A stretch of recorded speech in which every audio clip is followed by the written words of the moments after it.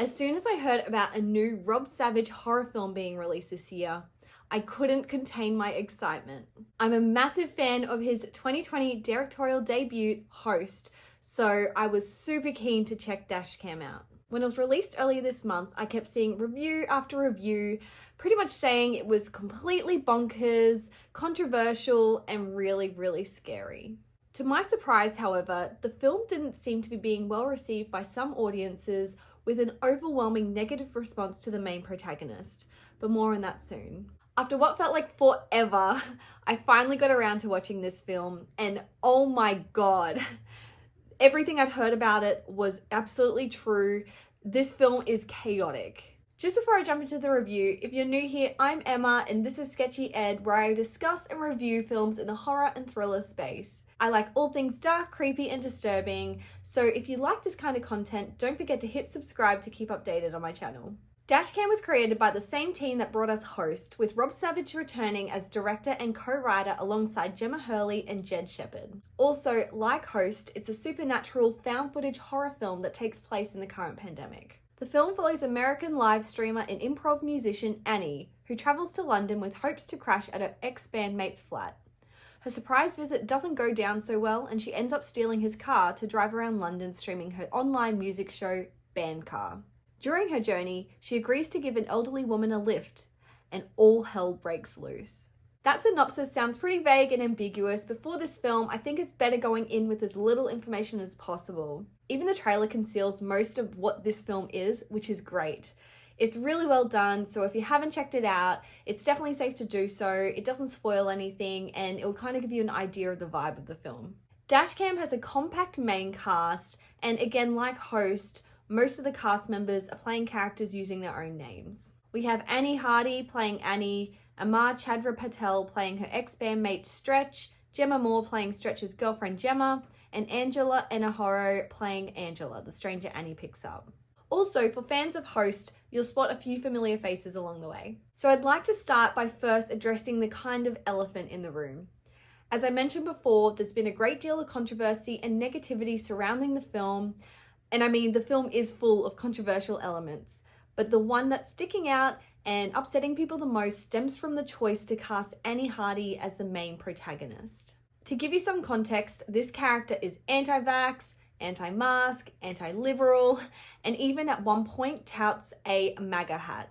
She's unapologetic, she's arrogant, and for a lack of a better word, a bit of an a-hole. I personally found this an interesting choice, as I'd never seen a character like this in a film before, especially as a main protagonist. And to be honest, I found her entertaining while simultaneously also being the worst. However, what's really pissing people off about this is that Annie Hardy is essentially playing an exaggerated version of herself, and she shares some of the same views as her character. That being said, from what I could find out, her views aren't as extreme as her character's, but this is what people are finding problematic. For me, I feel like we all know an Annie in our own personal lives, so I think having a character like this in a film based in the current pandemic was actually quite fitting, and it added to the chaotic nature of the film. Personally, this didn't negatively affect my experience of the film, and I think her performance was effective in the sense that it served the objective and the intention of the filmmakers. I took this all at face value and I didn't look into it too deeply, and I think that you don't have to agree with or even like the main protagonist to like the film, so that's kind of where I sit on the issue. So moving on. Although the film is titled Dashcam, we experience it through the lens of Annie's phone as she live streams her night of terror, and it's 77 minutes of pure mayhem. The film takes a nosedive into insanity pretty early on, and from there it doesn't let up. If you had to take one thing away from this review, is that this film is so entertaining. I was glued to the screen the entire time. Even the end credits joined in on the fun, so I literally watched the whole film from beginning to end. When it comes to the horror aspects, Dashcam absolutely delivers on the scares. The film is full of effective jump scares, frightening imagery, and shocking moments, and there were multiple times where I audibly gasped it out loud and felt the urge to tuck my toes up away from the edge of the couch. After seeing so many horror films over the years, I've kind of gotten immune to getting scared like that, so when a film can get a reaction like that from me, it really excites me. In addition to the scare factor, it's also pretty gross and disgusting in parts and features quite a few different forms of bodily fluid. Just a warning. Because the film is presented to us as a live stream, we're also bombarded by comments from her audience on the screen, which adds to the hectic atmosphere. In an interview, Rob Savage said that he wanted the film to feel almost overwhelming for the viewers, and the addition of the comments element definitely made it feel that way. You're constantly flicking back and forth between the action on screen and the comments, trying not to miss anything, and personally, I think it added to the fun of the film, although I can see that not everyone will feel this way. It's also riddled with Easter eggs, with some of the comments hinting to what's happening, and also some cheeky throwbacks to Host. It's one of those films that you can rewatch multiple times and you'll pick up little things here and there that you missed the first time, which I adore. It's layered and the attention to detail is impressive. I think this is something that Rob Savage does really well, really leaning into the found footage aspect and the parts of the format that make it feel real. Just when you think things are getting really crazy, buckle up, because it's about to get even crazier.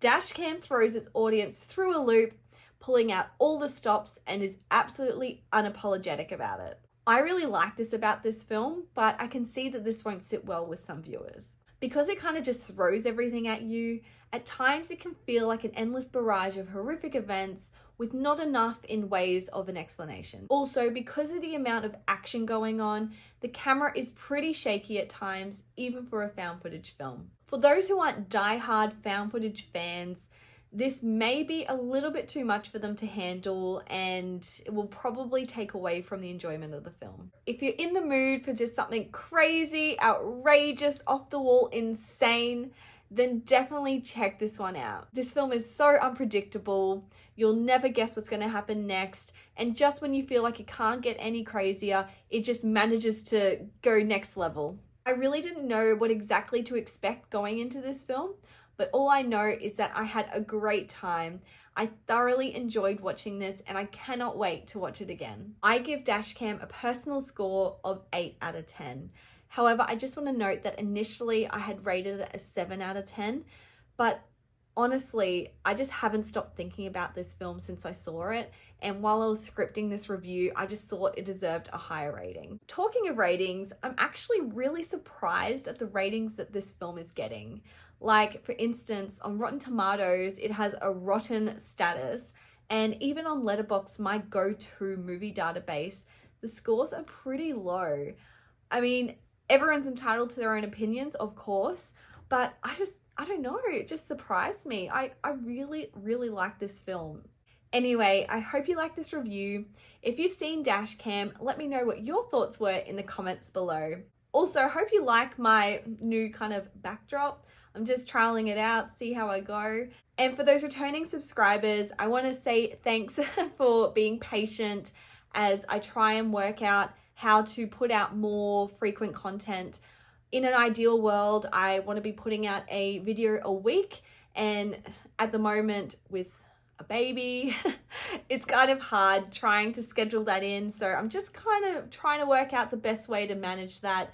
So thank you for bearing with me, and I promise I do want to make this a more frequent thing. Anyway, I'll see you guys next time. Thanks for watching.